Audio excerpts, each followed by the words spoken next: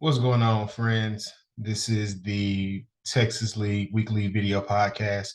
Unfortunately, due to scheduling conflicts and travel, we are not having a full podcast this week. As you can see, I'm by myself. But wanted to drop in real quick and just give an update on where we stood with last week's games and where the other hosts and I stand in our predictions for this year.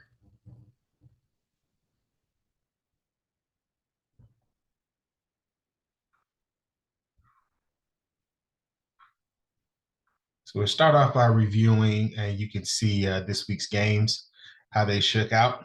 My team is Devastator. Unfortunately, did not win. The other host, Math is King, also unfortunately did not win his second game of the season this week. So we both took a little bit of a step back. Our third host and commissioner, Jared, was able to secure his W this week. And he also was the highest scoring team of the week. So he wins a little money. Our league has a side bet basically where the highest scoring team of the week gets a little bit of a weekly bonus. So we definitely want to give him a shout out. So he got the win and he got the high score. He did not get the trifecta since he was not the owner of the biggest blowout of the week. That game actually went to Acorn, who took out Muff Divers by a margin of 38 and a half.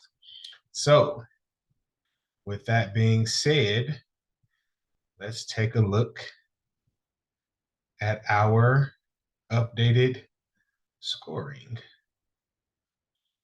So, as you can see from the predictions this week, Deuce uh, thought he was going to take the lead by picking himself in his game versus Company Man. That actually ended up being his downfall because that only made him 2 of 6 on the week, which dropped him to 50% on the season.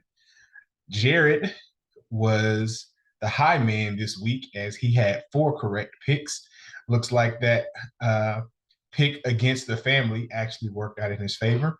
So that brings him up to 66% for the week and 52.4% on the year. I went 50% this week. I should have picked against myself, but I just couldn't find myself to do it because I actually thought I had a pretty good shot at this week's games. So that took me to 50% on the week and ties me with Jared at this point for 52.4% on the year. So we are 6 games into the season for our league with things heating up. So we should be seeing some additional trade offers coming up as the bye weeks and injuries start to pile up. So we'll be back next week to talk about our week 7 predictions that we made off camera, but we'll bring them up and bring everybody to speed and get everybody updated.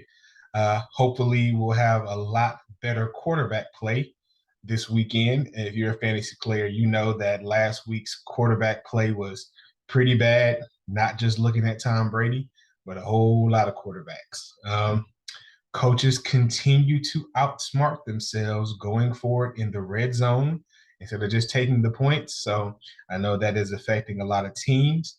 And we'll also see where our favorite NFL teams are. Should be some good games coming up this weekend. So best of luck to everybody in their fantasy matchups this week.